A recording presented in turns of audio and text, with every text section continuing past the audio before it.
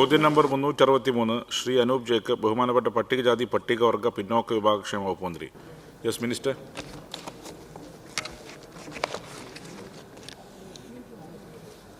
Sir, പട്ടികജാതി വിഭാഗക്കാരുടെ ഉന്നമനത്തിനും വിവിധ സർക്കാർ വകുപ്പുകൾ, സ്ഥാപനങ്ങൾ, ഏജൻസികൾ എന്നിവ മുഖേന ബന്ധപ്പെട്ട വകുപ്പുകളുടെ കൂടി വിഹിതം ഉൾപ്പെടുത്തി സമർപ്പിക്കുന്ന പദ്ധതികളാണ് പൂൾഡ് ഫണ്ടിൽ നടപ്പിലാക്കുന്നത്. വയനാട് വൈത്തിരി മേപ്പാടി ഗ്രാമപഞ്ചായത്തിലെ മണ്ണാത്തിക്കുണ്ട് പട്ടികജാതി നഗറിലെ മണ്ണ് ജല സംരക്ഷണ പ്രവൃത്തി പട്ടികജാതി വിഭാഗക്കാരുടെ പരമ്പരാഗത തൊഴിൽ പുനരുദ്ധരിപ്പിക്കാനുള്ള പദ്ധതി അസാപ്പിന് അഡീഷണൽ സ്കിൽ അക്വിസിഷൻ പ്രോഗ്രാം കീഴിൽ കമ്മ്യൂണിറ്റി സ്കിൽ പാർക്ക് എന്നിവയാണ് നിലവിൽ നടന്നുവരുന്നത്. വിശദാംശങ്ങൾ അനുബന്ധമായി ചേർത്തിട്ടുണ്ട് സാർ. ബി. പൂൾഡ് ഫണ്ടിൽ ഉൾപ്പെടുത്തി അംഗീകാരം നൽകുന്നതിന് നിലവിൽ പുതിയ നിർദ്ദേശങ്ങളൊന്നും ലഭിച്ചിട്ടില്ല സാർ. സി. ഈ സർക്കാർ വന്നതിന് ശേഷം പൂൾഡ് ഫണ്ടിൽ നിന്ന് തുക ചെലവഴിക്കുന്നതിലെ മാനദണ്ഡങ്ങളിൽ മാറ്റം വരുത്തിയിട്ടില്ല. ശ്രീ അനൂപ് ജേക്കബ്. സാർ, ഈ പൂൾഡ് ഫണ്ട് മുഖാന്തരം പട്ടികജാതി ജനവിഭാഗങ്ങൾക്കുള്ള സ്പെഷ്യൽ പ്രൊജക്റ്റുകളാണ് വെക്കുന്നത്. അതിൻ്റെ അത് 2015 UDF ഗവൺമെൻറ്റിൻ്റെ കാലയളവിൽ 5 കോടി രൂപയായിരുന്നു ഈ ഇനത്തിലുണ്ടായിരുന്നത്. ഈ വർഷം നമ്മൾ നോക്കുമ്പോൾ 50 ലക്ഷം രൂപയായിട്ട് അത് കുറഞ്ഞിരിക്കുകയാണ്. സാർ, ഒപ്പം തന്നെ 2023-24 ജനുവരിയിൽ ഗവൺമെൻറ് നൽകിയ മറുപടിയിൽ ഈ 50 ലക്ഷം രൂപയിൽ നിന്ന് എക്സ്പെൻഡിച്ചർ ഒന്നും തന്നെ ഉണ്ടായിട്ടില്ല. അപ്പോൾ ഈ പൂൾഡ് ഫണ്ടിൽ എന്തുകൊണ്ടാണ് ഈ കുറവുണ്ടാകുന്നത്? ഇത് മുഖാന്തരം ഈ പ്രത്യേക പദ്ധതികൾ പട്ടികജാതി ജനവിഭാഗങ്ങൾക്ക് തടസ്സപ്പെടുന്നു എന്നത് ഗവൺമെൻറ് ശ്രദ്ധയിലുണ്ടോ? അതെങ്ങനെ പരിഹരിക്കാനാണ് ഉദ്ദേശിക്കുന്നത്? Yes minister. അതെ സാർ, ഞാൻ സൂചിപ്പിച്ചത് ഇപ്പോൾ ഈ കാലാനുസൃതമായി പൂൾഡ് ഫണ്ട് വർദ്ധിപ്പിക്കുന്നതിനുള്ള നടപടിയാണ് വകുപ്പ് സ്വീകരിച്ചു വരുന്നത്. ഈ കഴിഞ്ഞ സാമ്പത്തിക വർഷം 50 ലക്ഷം രൂപയാണ് നമ്മൾ ഉൾപ്പെടുത്തിയിട്ടുള്ളത്. പക്ഷേ നേരത്തെ സൂചിപ്പിച്ച പോലെ ആവശ്യാനുസരണം മറ്റ് ലൈൻ ഡിപ്പാർട്ട്മെൻറ്റുമായി ബന്ധപ്പെട്ടുകൊണ്ട് നമുക്ക് പദ്ധതികൾ ലഭിക്കുന്നില്ല. അപ്പോൾ ആ ഒരു സ്ഥിതിവിശേഷം നിലനിൽക്കുന്നുണ്ട്. അപ്പോൾ ആ കാര്യങ്ങൾ പരിഹരിക്കുന്നതിന് വേണ്ടിയിട്ട് പദ്ധതി ആവിഷ്കരിക്കുന്ന സമയത്ത് പ്ലാനിങ്ങുമായി ബന്ധപ്പെട്ടുകൊണ്ട് ആ കാര്യങ്ങൾ ക്രമീകരിക്കുന്നതിന് വേണ്ടിയിട്ട് വകുപ്പ് പരിശോധിക്കുന്നത്. Second question. ഈ പട്ടികജാതി വിദ്യാർത്ഥികൾക്ക് വിദേശ പഠനത്തിനായിട്ടുള്ള ധനസഹായം അത് തടസ്സപ്പെട്ട് കിടക്കുന്നതായിട്ട് കാണാൻ കഴിയുന്നുണ്ട്. ഒപ്പം തന്നെ തൊഴിൽ തേടി പോകുന്നവർക്ക് 1 ലക്ഷം രൂപ വരെ 2 ഗഡുക്കളായിട്ട് നൽകുന്നതാണ്. അതും ഇപ്പോൾ ലഭിക്കുന്നില്ല. അതിന് വലിയ കാലതാമസം, വലിയ കുടിശ്ശിക ഉണ്ടാകുന്നുണ്ട്. എൻ്റെ അടുത്ത് കഴിഞ്ഞ ദിവസം ഒരു വ്യക്തി ഇതുമായി ബന്ധപ്പെട്ട് വരികയും എറണാകുളത്ത് പട്ടികജാതി ഓഫീസറുമായിട്ട് സംസാരിച്ചപ്പോൾ അതിൻ്റെ ഫണ്ടിൻ്റെ അപര്യാപ്തത മൂലമായിരിക്കാം അതിപ്പോൾ കിട്ടാൻ വലിയ കാലതാമസം ഉണ്ടാകുന്നു. അപ്പോൾ ഈ വിദേശത്ത് ജോലി സംബന്ധമായി പോകുന്ന വ്യക്തികൾക്ക് നൽകുന്ന 1 ലക്ഷം രൂപ അത് കാലതാമസമില്ലാതെ കൊടുക്കാനും ഒപ്പം തന്നെ പഠനത്തിനായി പോകുന്ന വിദ്യാർത്ഥികൾക്കായിട്ടുള്ള ഈ ധനസഹായം അത് വേഗതയിൽ എത്തിക്കുവാനുള്ള നടപടി സ്വീകരിക്കുന്നു. Yes minister. സർക്കാർ മെമ്പർ സൂചിപ്പിച്ച കാര്യങ്ങൾ ശരിയാണ്. അപ്പോൾ വിദേശത്ത് പഠിപ്പിക്കുന്നതിനും അവിടെ ജോലി ലഭിക്കുന്നതിനും വേണ്ടിയിട്ട് 1 ലക്ഷം, അതേപോലെ തന്നെ പട്ടിക വർഗ വിഭാഗക്കാർക്ക് 25 ലക്ഷം രൂപ ഇങ്ങനെയുള്ള പദ്ധതി നടപ്പാക്കി വരുന്നുണ്ട്. പക്ഷേ ആ ഫണ്ട് വിതരണം ചെയ്യുന്നതിന് ചെറിയ കാലതാമസം ഉണ്ടായിട്ടുണ്ട്. ആ കാലതാമസം ഒഴിവാക്കുന്നതിന് വേണ്ടിയിട്ടുള്ള നടപടി വേഗത്തിലാക്കുന്നതിന് വേണ്ടിയിട്ട് കഴിഞ്ഞ ചോദ്യത്തിന് ഞാനിവിടെ മറുപടി പറഞ്ഞിരുന്നു. ആ കാര്യങ്ങളും വളരെ വേഗത്തിൽ തന്നെ ഇടപെട്ട് പരിഹരിക്കുന്നതിന് വേണ്ടിയുള്ള ഒരു നടപടി സ്വീകരിക്കും. ശ്രീ മോൻസ് ജോസഫ്. സർ, ബഹുമാനപ്പെട്ട മന്ത്രിയുടെ മറുപടിയിൽ ഈ പൂൾഡ് ഫണ്ട് തുക കുറഞ്ഞു വരുന്നതിനെക്കുറിച്ച് അങ്ങ് പറഞ്ഞു. പദ്ധതികൾ ലഭിക്കാത്തത് കൊണ്ടാണ് ആസൂത്രണം ചെയ്യുന്ന സമയത്ത് ഇക്കാര്യങ്ങൾ ആലോചിക്കാമെന്ന് പറഞ്ഞു. സാർ, എൻ്റെ ചോദ്യം, നിലവിൽ നമ്മുടെ പട്ടികജാതി വിഭാഗത്തിൽപ്പെട്ട കുട്ടികളുടെ സ്കോളർഷിപ്പുമായി ബന്ധപ്പെട്ടുള്ള ഒരുപാട് അതുപോലെ വിവിധ ആനുകൂല്യങ്ങൾ ഇതൊന്നും സമയത്ത് കൊടുക്കാൻ പറ്റാത്തത് കൊണ്ട് വളരെയേറെ വിദ്യാർത്ഥികൾ വിഷമിക്കുകയാണ്. അതുപോലെ തന്നെ ചികിത്സാ സഹായം നമ്മൾ വളരെ പ്രതീക്ഷയോടുകൂടിയാണ് ബഹുമാനപ്പെട്ട മന്ത്രിക്ക് MLA-മാർ ഉൾപ്പെടെ കത്ത് വെച്ച് അപേക്ഷ തരുന്നത്. നേരത്തെയാണ് കൃത്യമായിട്ട് കിട്ടുമായിരുന്നു. ഇപ്പോൾ സാർ വർഷങ്ങളുടെ കുടിശ്ശിക ഇക്കാര്യത്തിലാണ്. ദീർഘനാളായിട്ട് നമ്മുടെ ജില്ലാ ഓഫീസുകളിലൊന്നും പണം വരുന്നില്ല.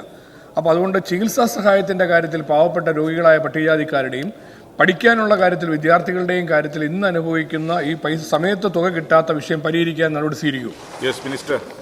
അതാണ് സാർ, ഞാൻ സൂചിപ്പിച്ച് കഴിഞ്ഞു. ഞാനിപ്പോൾ ഈ കാര്യങ്ങൾ ഞാൻ പറഞ്ഞതിൽ ചെറിയ ഒരു പ്രയാസം നേരിടുന്നുണ്ടോ എന്നുള്ള കാര്യം സൂചിപ്പിച്ചിരുന്നു. ആ കാര്യങ്ങൾ തീർച്ചയായിട്ടും വളരെ പെട്ടെന്ന് തന്നെ നമുക്ക് വേഗത്തിലാക്കാനുള്ള നടപടി മന്ത്രി നിലയ്ക്ക് സ്വീകരിക്കും. Shri PJ Joseph. Sir, ST ഭൂരിപക്ഷ മേഖലകളിലേക്ക് റോഡുകൾ നിർമ്മിക്കുന്നതിന് കോർപ്പസ് ഫണ്ട് വിനിയോഗിക്കുന്നുണ്ട്. തൊടുപുഴ നിയമമണ്ഡലത്തിലെ ഉടുമ്പന്നൂർ പഞ്ചായത്തിലെ ഉപ്പുകുന്ന് വലിയമാവ് റോഡ് ഗതാഗത യോഗ്യമാക്കുന്നതിന് ഈ കോർപ്പസ് ഫണ്ട് വിനിയോഗിക്കുമോ? Yes yes minister. Corpus fund അതെ സാറേ, നമ്മളിപ്പോൾ കോർപ്പസ് ഫണ്ടിലാണ് നമ്മൾ ഈ പദ്ധതികളുടെ ഈ ചില പോരായ്മകൾ പരിഹരിക്കുന്നത് കോർപ്പസ് ഫണ്ട് ഉപയോഗിച്ചുകൊണ്ടാണ്. അപ്പോൾ ആ കോർപ്പസ് ഫണ്ടുകൾ തയ്യാറാക്കുന്നത് ഇപ്പോൾ 25 ലക്ഷം രൂപ വരെയുള്ള പദ്ധതികൾക്കൂടെ ഉള്ള അംഗീകാരം കൊടുക്കുന്നത് ജില്ലാ തലത്തിലുള്ള വർക്കിംഗ് ഗ്രൂപ്പാണ്. 25 ലക്ഷത്തിന് മുകളിലുള്ള പദ്ധതികൾ സംസ്ഥാന വർക്കിംഗ് ഗ്രൂപ്പിലാണ് അത് പരിശോധിച്ച് അംഗീകാരം നൽകുന്നത്. അപ്പോൾ ഏറ്റവും താഴെത്തട്ടിലുള്ള ഗ്രാമപഞ്ചായത്ത് മുഖേന ജില്ലാതലത്തിലേക്ക് അതിൻ്റെ നിർദ്ദേശം വരികയും ജില്ലാതലം പരിശോധിച്ചുകൊണ്ട് അത് സംസ്ഥാന വർക്കിംഗ് ഗ്രൂപ്പിലേക്ക് വരികയും സംസ്ഥാന വർക്കിംഗ് ഗ്രൂപ്പ് അത് പരിശോധിച്ച് അനുയോജ്യമാണ്, അത് ഫീസിബിലിറ്റിയാണ് അല്ലെങ്കിൽ പ്രയോറിറ്റി കൊടുക്കേണ്ട കാര്യമാണ് എന്ന് ബോധ്യപ്പെടുന്ന മുറയ്ക്ക് അത്തരം പദ്ധതിക്ക് അംഗീകാരം കൊടുത്ത് നടപ്പാക്കുന്നതിന് വേണ്ടി ശ്രമിക്കും. ഇവിടെ സൂചിപ്പിച്ച പോലെ ഇപ്പോൾ പട്ടികവർഗ ഈ ഏരിയകളിലേക്ക് പലപ്പോഴും റോഡില്ലാത്തത് പല വിഷയങ്ങൾക്കും കാരണമായി ഇവിടെ തന്നെ ചൂണ്ടിക്കാണിച്ചിട്ടുണ്ട്. അത്തരം കാര്യങ്ങൾ പരിഹരിക്കുന്നതിന് വേണ്ടിയിട്ട് ഇവിടെ ചൂണ്ടിക്കാണിച്ച കാര്യങ്ങൾ തീർച്ചയായിട്ടും വളരെ പ്രയോറിറ്റി കൊടുത്തുകൊണ്ട് തന്നെ ആ കാര്യങ്ങൾ പരിശോധിക്കും sir. Shri Mani C Kappan. Sir, പട്ടികജാതിക്കാരുടെ ക്ഷേമത്തിനായുള്ള പൂൾഡ് ഫണ്ട് യഥാസമയം വിനിയോഗിക്കാതെ ലാപ്സായി പോയിട്ടുള്ള കാര്യം സർക്കാരിൻ്റെ ശ്രദ്ധയിൽപ്പെട്ടിട്ടുണ്ടോ? യെസ് വിശദീകരിക്കാം മിനിസ്റ്റർ. അതെ സാർ, ഇവിടെ സൂചിപ്പിച്ച 3 പദ്ധതികളാണ് നേരത്തെ ഇവിടെ നടപ്പാക്കിയിട്ടുള്ളത്. അതിൽ ചില കാലതാമസങ്ങൾ വന്നിട്ടുണ്ട്. നേരത്തെ ഈ പറഞ്ഞ പോലെ ലൈൻ ഡിപ്പാർട്ട്മെൻറ്റും വകുപ്പും കൂടി ചേർന്നുകൊണ്ടാണ് ഇത്തരം പദ്ധതികൾ നടപ്പാക്കുന്നത്. അപ്പോൾ ഏറ്റെടുക്കുന്ന ഏജൻസികളുടെ ചില പോരായ്മകളും ഒക്കെ ഇതിൽ സംഭവിച്ചിട്ടുണ്ട്. ആ കാര്യങ്ങൾ വരാതിരിക്കുന്നതിന് വേണ്ടിയിട്ട് പ്രവൃത്തി ഏറ്റെടുത്ത് നടപ്പാക്കുന്ന വകുപ്പും അതുപോലെ തന്നെ ഏജൻസിയുമായിട്ട് അടിയന്തര മീറ്റിങ്ങുകൾ കൂടി അത്തരം കാര്യങ്ങൾ വേഗത്തിലാക്കുന്നതിന് വേണ്ടിയിട്ടുള്ള നടപടി സ്വീകരിക്കും. Doctor K T Jaleel. Sir, കോളനികൾ എന്നുള്ള പ്രയോഗം ഒഴിവാക്കിയത് വളരെ നല്ല കാര്യം. അതുകൊണ്ട് മാത്രമായില്ല സാർ, മൈഗ്രേഷൻ പ്രോത്സാഹിപ്പിക്കാതെ SC/ST ജനവിഭാഗത്തിൻ്റെ സ്ഥായിയായിട്ടുള്ള ജീവിത സാഹചര്യത്തിൽ മെച്ചമുണ്ടാക്കാൻ കഴിയില്ല. ST വിഭാഗത്തിൽപ്പെടുന്ന എത്ര കുട്ടികളാണ് വിദേശ രാജ്യങ്ങളിൽ പോയി പഠിക്കുന്നത് എന്നുള്ളതിനെ സംബന്ധിച്ച് സ്കോളർഷിപ്പോടുകൂടി നമ്മളുടെ ഡിപ്പാർട്ട്മെൻറ്റ് കൊടുക്കുന്ന സ്റ്റൈപ്പൻഡോടുകൂടി പോയി പഠിക്കുന്നത് എന്നതിനെ സംബന്ധിച്ച് വല്ല കണക്കും നമ്മളുടെ അടുത്തുണ്ടോ? ST വിഭാഗത്തിൽപ്പെടുന്ന എത്ര ആളുകൾ വിദേശ രാജ്യങ്ങളിൽ പോയിട്ട് ജോലി ചെയ്യുന്നുണ്ട് എന്നുള്ളതിനെ സംബന്ധിച്ച വല്ല വ്യക്തതയും നമ്മളുടെ ഡിപ്പാർട്ട്മെൻറ്റിൻ്റെ കയ്യിലുണ്ടോ? Yes minister. സാർ, ആ കാര്യങ്ങൾ നേരത്തെ ഈ സഭയിൽ നമ്മൾ റിപ്പോർട്ട് ചെയ്തതാണ്. ഇപ്പോൾ പട്ടികജാതി പട്ടികവർഗ വിഭാഗത്തിലായിട്ട് നിരവധി കുട്ടികളെയാണ് നമ്മൾ വിദേശത്ത് നമ്മൾ പഠിപ്പിക്കുകയും അവിടെ ജോലി ലഭ്യമാക്കുന്നതും. ഇപ്പോൾ പട്ടികജാതി പട്ടികവർഗ വിഭാഗത്തിലെ രണ്ടും കൂടി ചേർന്നുകൊണ്ട് 600-ലധികം കുട്ടികളെയാണ് നമ്മളിപ്പോൾ വിദേശത്തേക്ക് അയച്ചിരിക്കുന്നത്. അത്തരം കുറേ കുട്ടികൾ അവിടെ യൂണിവേഴ്സിറ്റികളിൽ പഠിക്കുകയും കുറേ കുട്ടികൾ മറ്റ് ഇതര സ്ഥാപനങ്ങളിൽ ജോലി എടുത്തുകൊണ്ട് 600-ലധികം കുട്ടികൾ ഇപ്പോൾ വിദേശ രാജ്യങ്ങളിൽ ജോലികളിലും പഠനത്തിലും ഏർപ്പെട്ടുകൊണ്ടിരിക്കുകയാണ് സാർ. ശ്രീ കോവൂർ കുഞ്ഞുമോൻ. സാർ, പട്ടികജാതി പട്ടികവർഗ വിഭാഗത്തിൽപ്പെട്ട കുടുംബനാഥൻ, അതായത് ഏകതായ വരുമാനക്കാരൻ മരിച്ചാൽ 2 ലക്ഷം രൂപ ഗവൺമെൻറ് പ്രഖ്യാപിച്ചിട്ടുണ്ട്. 22/11/2018 ബഹുമാനനായ പട്ടികജാതി മന്ത്രി ശ്രീ AK ബാലൻ അദ്ദേഹമാണ് അന്ന് 50,000 ആയിരുന്നു 2 ലക്ഷമാക്കി ഉയർത്തി. സാർ, എൻ്റെ മണ്ഡലത്തിൽ 100 പേർക്ക് 2 ലക്ഷം രൂപ വെച്ച് കിട്ടാനുണ്ട്. അതായത് 200 ലക്ഷം രൂപ എൻ്റെ മണ്ഡലത്തിൽ കിട്ടാനുണ്ട് സാർ. വളരെ പാവത്തങ്ങളാണ്, അവരിങ്ങനെ വിളിച്ചുകൊണ്ടേയിരിക്കുകയാണ്. ഞാൻ മെനഞ്ഞാന്ന് മന്ത്രിയെടുത്ത് സൂചിപ്പിച്ചിരുന്നു. അതേപോലെ തന്നെ കുടുംബനാഥൻ മരിച്ചാൽ അപേക്ഷ കൊടുക്കേണ്ടുന്ന കാലാവധി മാപ്പപേക്ഷ കൊടുക്കാൻ 1 വർഷമാണ് സാർ. 1 വർഷം കൊണ്ട് ചിലർക്ക് അജ്ഞതയാണ്, ഇത് വലിയ അറിവൊന്നുമില്ല പാവത്തുങ്ങൾക്ക്. അതുകൊണ്ട് 2 വർഷമായി ഉയർത്തുകയും ഈ കുടിശ്ശികയുള്ള തുക അടിയന്തരമായി അവർക്ക് കൊടുക്കുന്നതിനുള്ള നടപടി ഗവൺമെൻറ് സ്വീകരിക്കും. ബഹുമാനപ്പെട്ട മെമ്പർ ഈ കാര്യങ്ങൾ പറഞ്ഞുകൊണ്ട് എനിക്ക് കത്ത് ലഭ്യമാക്കിയിട്ടുണ്ട്. ആ കത്തുകൾ പരിശോധിച്ച് ആ കാര്യങ്ങൾ വേഗത്തിൽ ആക്കുന്നതിന് വേണ്ടിയിട്ടുള്ള നിർദ്ദേശം ഉദ്യോഗസ്ഥർക്ക് കൊടുത്തിട്ടുണ്ട് സാർ. ശ്രീ നജീബ് കാന്തപുരം. പട്ടികജാതി വിഭാഗങ്ങൾക്ക് അനുവദിക്കപ്പെടുന്ന തുക വിനിയോഗിക്കുന്ന കാര്യത്തിൽ ഏറ്റവും പിറകിൽ നിൽക്കുന്ന ഒരു സംസ്ഥാനമായി നമ്മൾ മാറുകയാണ്. നമ്മുടെ പരിസരത്തുള്ള മറ്റ് സ്റ്റേറ്റുകളെ അപേക്ഷിച്ച്, പ്രത്യേകിച്ച് കർണാടക ഉൾപ്പെടെയുള്ള സ്റ്റേറ്റുകളെ അപേക്ഷിച്ച് ഏറ്റവും ചെറിയ എക്സ്പെൻഡിച്ചറാണ് നമ്മുടെ സ്റ്റേറ്റിനുണ്ടാവുന്നത്. എന്തുകൊണ്ടാണ് ഇങ്ങനെ എക്സ്പെൻഡിച്ചർ കുറയുന്നത്. ഇത് തടയാൻ നമുക്ക് പരമാവധി ധനവിനിയോഗം നടക്കുന്നതിന് വേണ്ടി എന്ത് നടപടിയാണ് സർക്കാർ ഉദ്ദേശിക്കുന്നത്? Yes minister.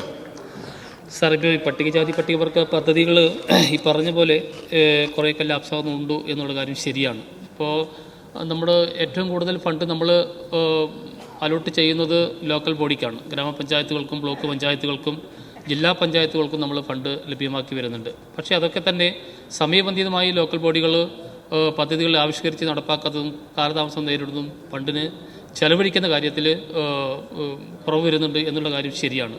അതേപോലെ തന്നെ ഞാൻ നേരത്തെ സൂചിപ്പിച്ച പോലെ തന്നെ പല പദ്ധതികളും മറ്റ് നമ്മുടെ അക്രഡിറ്റ് ഏജൻസികൾ മുഖാന്തരമാണ് പല പദ്ധതികളും നടപ്പാക്കുന്നത്. അപ്പോൾ ആ അക്രഡിറ്റ് ഏജൻസികൾ സമയബന്ധിതമായിട്ട് ഈ പദ്ധതി പൂർത്തിയാക്കാത്തതും ഈ ഫണ്ട് ലാപ്സാവുന്നതിന് കാരണമാകുന്നുണ്ട്.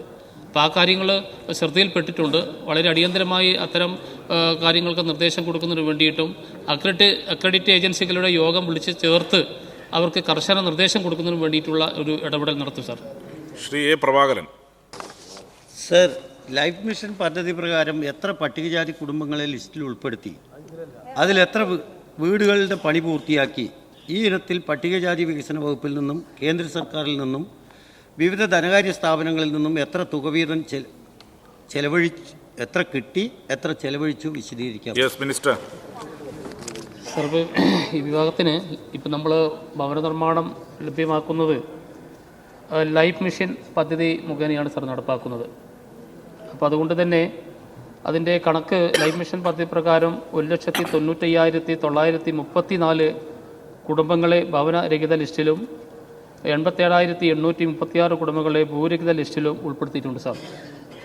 ഇപ്പോൾ ശരാശരി 1,139.30 കോടി രൂപ നമ്മൾ ലൈഫ് മിഷന് വേണ്ടിയിട്ട് നമ്മളിപ്പോൾ കൈമാറിയിട്ടുണ്ട് sir. Shri T P Ramakrishnan. Sir, പട്ടികജാതി കുടുംബങ്ങളുടെ സംരക്ഷണത്തിനും പട്ടികജാതി നഗർ പരിഷ്കരിക്കുന്നതിനും നിരവധി പദ്ധതികൾ സർക്കാർ ആവിഷ്കരിച്ച് നടപ്പിലാക്കി വരുന്നുണ്ട്. സർ, ഈ പദ്ധതികളെല്ലാം ഏറ്റെടുത്തിട്ടുള്ള ഏജൻസികൾ സമയബന്ധിതമായി കൃത്യമായി ഈ ഉത്തരവാദിത്തം നിറവേറ്റുന്നില്ല. പല പ്രവർത്തനങ്ങളും നടക്കാതെ വരുമ്പോൾ നേരത്തെ ബഹുമാനപ്പെട്ട മന്ത്രി ചൂണ്ടിക്കാണിച്ചതുപോലെ കോർപ്പസ് ഫണ്ട് ഉപയോഗിക്കേണ്ടി വരികയാണ്. ഉദ്യോഗസ്ഥന്മാരുടെ ഇടപെടലും വളരെ പരിതാപകരമാണ്. ഈ കാര്യങ്ങളെല്ലാം സമഗ്രമായ പരിശോധനയ്ക്ക് വിധേയമാക്കി ഇപ്പോൾ പ്രഖ്യാപിച്ച് തുടങ്ങിയിട്ടുള്ള പദ്ധതികളെല്ലാം സമയബന്ധിതമായി പൂർത്തീകരിക്കുന്നതിനുള്ള നടപടി സ്വീകരിക്കുമോ? Yes minister. അത് ശരിയാണ് സാർ, ചൂണ്ടിക്കാണിച്ച കാര്യം ശരിയാണ്. അപ്പോൾ ഈ ഏജൻസികളാണ് അധികം പദ്ധതികളും ഏറ്റെടുക്കുന്നത്. കോർപ്പസ് ഫണ്ടിലുള്ള പദ്ധതികളായാലും അതേപോലെ തന്നെ നമ്മുടെ അംബേദ്കർ ഗ്രാമ പദ്ധതി ആയാലും ഏജൻസികളാണ് ഏറ്റെടുക്കുന്നത്. ആ ഏജൻസികൾ വലിയ രീതിയിലുള്ള കാലതാമസം ഉണ്ടാക്കുന്നു എന്നുള്ളത് വസ്തുതയാണ് സാർ. അപ്പം അതുകൊണ്ടാണ് ഞാൻ പറഞ്ഞത്, അത്തരം ഏജൻസികളുടെ യോഗം കൃത്യമായി വിളിച്ച് ചേർത്തുകൊണ്ട് ഒരു കർശന നിർദ്ദേശം കൊടുക്കുകയും അത് ജില്ലാ അടിസ്ഥാനത്തിലും സ്റ്റേറ്റ് അടിസ്ഥാനത്തിലും ഒരു ശക്തമായിട്ടുള്ള ഒരു അവലോകനം ഇടയ്ക്കിടയ്ക്ക് നടത്തിക്കൊണ്ട് ശക്തമായിട്ടുള്ള മോണിറ്ററിംഗ് നടത്തിക്കൊണ്ട് ഈ പദ്ധതികൾ വേഗത്തിലാക്കുന്നതിന് വേണ്ടിയിട്ടുള്ള ഒരു രൂപരേഖയാണ് ഇപ്പോൾ നടത്താൻ ഉദ്ദേശിക്കുന്നത്. Yes yes. Shri P T Rahim. ഏജൻസികൾക്ക് വർക്ക് കൊടുക്കുന്നത് കൊണ്ടാണ് ഈ പ്രയാസം നേരിടുന്നത്. അവർക്കാണെങ്കിൽ 20% അഡ്വാൻസ് കൊടുക്കുന്നുണ്ട് എന്നാണ് ഞാൻ മനസ്സിലാക്കുന്നത്. അപ്പോൾ ഇവരെ ഒഴിവാക്കിയിട്ട് LSCയുടെ ഈ കാര്യം ഏൽപ്പിക്കാൻ തയ്യാറായാൽ ഈ കാര്യത്തിൽ പെട്ടെന്ന് നടക്കും എന്നാണ് ഞങ്ങളൊക്കെ മനസ്സിലാക്കുന്നത്. അത് നടപടി സ്വീകരിക്കുന്നു. Yes minister. LSCയുടെ ഏൽപ്പിക്കുമോ? അതെ സാർ, ഇപ്പോൾ നമ്മൾ അവസാനമായിട്ട് ഇറക്കിയ ഉത്തരവിൽ ആ കാര്യങ്ങൾ സൂചിപ്പിച്ചിട്ടുണ്ട്. Accredit agency or local body എന്ന നിലയ്ക്ക് നമ്മൾ പുതിയ ഉത്തരവ് നമ്മൾ ഇറക്കിയിട്ടുണ്ട്. അത്തരം കാര്യങ്ങൾ മണ്ഡല അടിസ്ഥാനത്തിൽ ബഹുമാനപ്പെട്ട MLA മാർക്ക് പരിശോധിക്കാവുന്നതാണ് സാർ. യെസ്.